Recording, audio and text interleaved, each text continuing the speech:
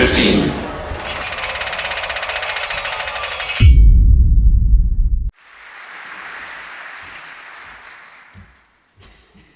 Well, I'm going to talk about a bit of both, actually.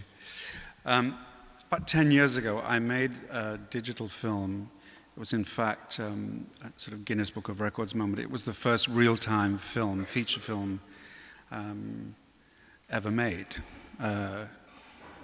It was not such a big deal in the sense that Hitchcock had made a film in real time by cheating, by going at the end of each reel, a 10-minute reel, he'd go into the shadow.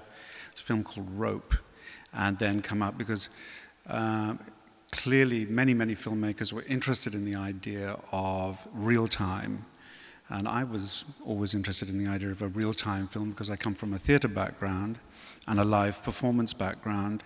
And I was having major dissatisfaction with the way filmmaking was going.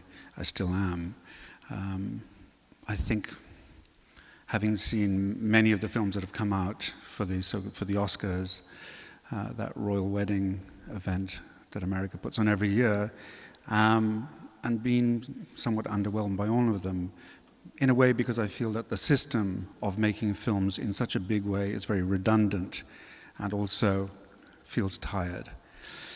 And so I wanted to make a film in real time because I actually discovered 10 years ago that actually for the first time there was a camera on the market that would shoot a tape for more than 95 minutes, the sort of standard length of a feature film.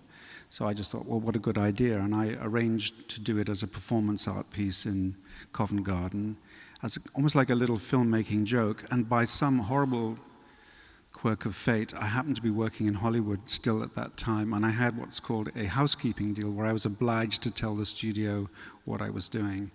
And I told them about this idea of making a real-time film on 4 screens at the same time, all 4 films being synchronized, shot at exactly the same time, and then put back together in post-production. And the head of the studio said, brilliant, do it here. My idea for the budget was about £5,000, and he said, could you do it for $5 million? And I said, at a push, I suppose I could, you know. And I did it. And that was, in a way, was the beginning of a journey for me into what we now call the digital revolution. And it's been completely fascinating. And what I've observed is a kind of a real clash between many different aspects of the filmmaking community and culture.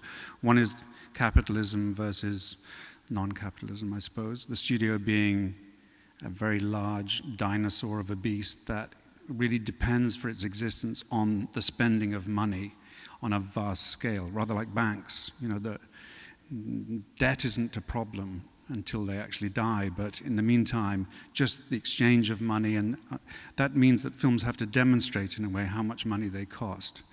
And the most recent development, 3D, which to me is the most ridiculous development in, I call it a giant leap backwards. You know, everything that we've developed in terms of fine cinema language in one fell swoop is abandoned for the idea of 3D. 3D is quite the dumbest idea of, you know, it's almost as dumb as smellorama, in the sense that you limit your potential for visual expression through 3D. All it does is move in and out of the box, and once you've seen the trick a couple of times, it's extremely boring. Having said that, I did an opera in 3D just 10 days ago, and I thought it was rather good. Because it works really well for opera, because you're in a box and occasionally the singers move forward, you know. And that's really thrilling when they do that. But once I'd done Timecode, and then I did another film called Hotel, which was even more experimental, I became really fascinated by the economics. I'd spent 10, 15 years in Hollywood observing the absolutely disgusting waste of money on every film, and secretly studied while I was being punished there, you know, the kind of economic structure of how not to make a film, really. And came out of that after leaving Las Vegas really determined to kind of go back and pursue what we call the low-budget route. Now, cameras were being developed in a kind of race. Panasonic, Sony, all of the different brands were competing with each other. Nobody was talking to each other in terms of manufacturing, and also none of those manufacturers were ever talking to filmmakers. So when I made Timecode, I made it for the studio called Sony, using the cameras known as Sony, and all the equipment was made by Sony. And I asked, for example, could I have one technician, one super technician from the company to help me redesign the camera? They were completely uninterested in anything like that. Really, they'll make a camera, they'll take it put it on the market, they'll take it off the market maybe 6 months later. It could be a beautiful camera, and then it's gone. So there was this, for filmmakers who were attempting to work in a low-budget domain, this was incredibly frustrating because, as I'm sure all of you know, also when you get a camera, you try and understand the instruction book, and it really is gobbledygook. By the time it's been translated from Japanese into English and then back into Belgian and then back into English, and they invent words. I mean, so I always used to buy a camera, buy a notebook, and work out, just play with the camera for a couple of days and write an alternative instruction manual, which I would then pass on to other people. Organizations started to spring up of filmmakers who were helping each other in this new low-budget, cheap domain. And then a couple of years ago, something remarkable happened. I'll try and make this as brief as possible, but one of the biggest problems with video was that it actually didn't look very good. In fact, the better it looked, the worse it looked, because we've become very used to the idea that film gives us a certain kind of perspective, depth of field it's called. And one of the main tools of the filmmaker, the cinematographer, has been the ability to use focus to tell part of the visual story. You know, so if you're in a film and you're in the jungle and there's animals or there's bad people out there, you all know the technique of pulling focus from our hero into a kind of nebulous, mushy greenery, and then boom, suddenly you'll see, you know, something very dangerous. 3D, of course, will not give you this because everything is horribly in focus all the time, and even though it jumps backwards and forwards, that's about the end of the trick, you know.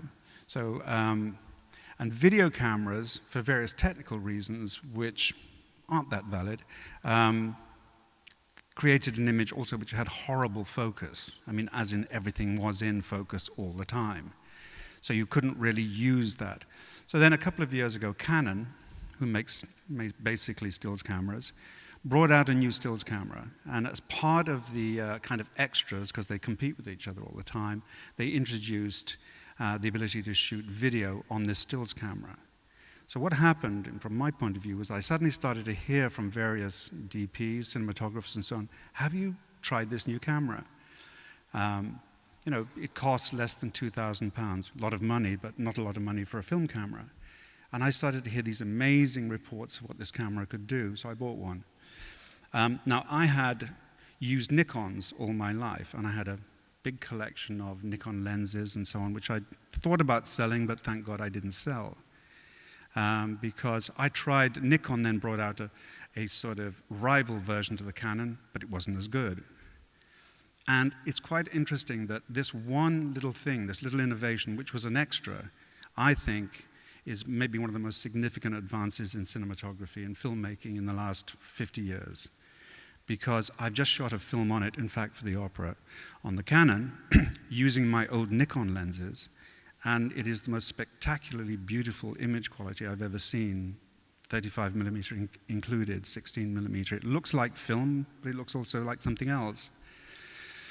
Now, the point I'm making, and get to the point about the death of my local camera store, was that in all this chaos of technology, a colossal capitalistic bombardment of new information, if you buy a camera magazine at Smith's at the railway station and just see every month what's coming out in terms of new equipment, you know, like if you buy a Mac, you'll know that you buy your iPad, it's redundant. They brought another one out last week.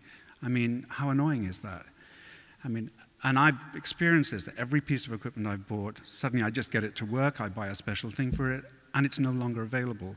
I have a beautiful little camera, my battery charger doesn't work, I can't use the camera because I can't get, I've Googled it, I've eBayed it, I cannot get a battery charger, and I have to abandon the camera, it's ridiculous.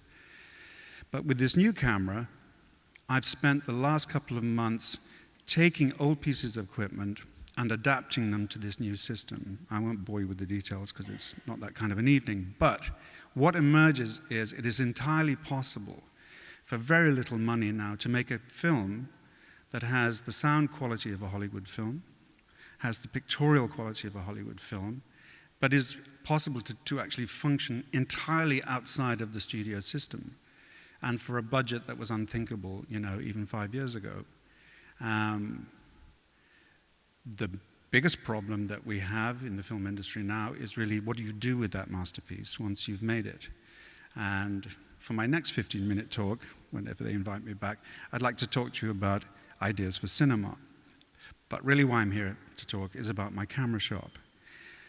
The last 15 years for me I've had this wonderfully creative relationship with a camera shop on Tottenham Court Road called Kingsley Photographic. It's a family-owned business.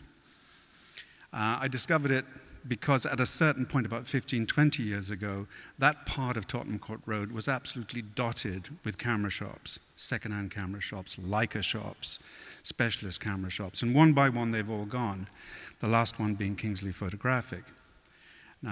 It's a family business, as I say. It was the father and the son. And it was a place where I could always ring up. I could always ask advice. I could go in and discuss these new things. And I'd say, look, I bought the Canon, but I've got all these Nikon lenses. What do I do? Very simple. 25 pounds. You buy an adapter that you'll put on your lens, and you can make it perfectly functional. And the reason I found out they were closing is because I'd bought a piece of Nikon equipment, which was a scanner for 35mm negatives, and I turned it on last week, and it didn't work. I discovered that Nikon have abandoned it. They no longer make the software. This thing cost about £2,000, not that long ago.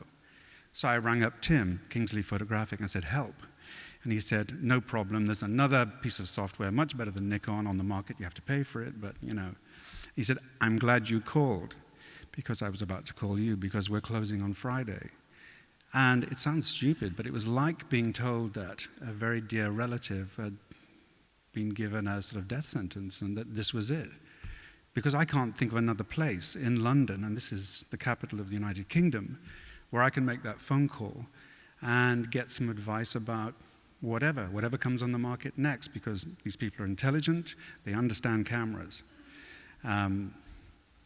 So I said, why are you closing? And he said, well, we have no choice. The rent, Nikon will no longer deal with us because we're not Jessops, and so on and so forth, all these factors, And I'm really distressed personally, because they're lovely people, and for me it's a great place. But the idea that these places now disappear, just at a time when this very exciting situation has developed where one can sort of adapt, combine, and be very inventive with old equipment and new equipment. Anyway, so I went down there the next day, and it was a very, very emotional scene. I found myself surprised by how emotional I was, because at the end of the day, it's just a shop, and they just sell cameras. But they're gone. They closed on Friday. And R.I.P. Thank you.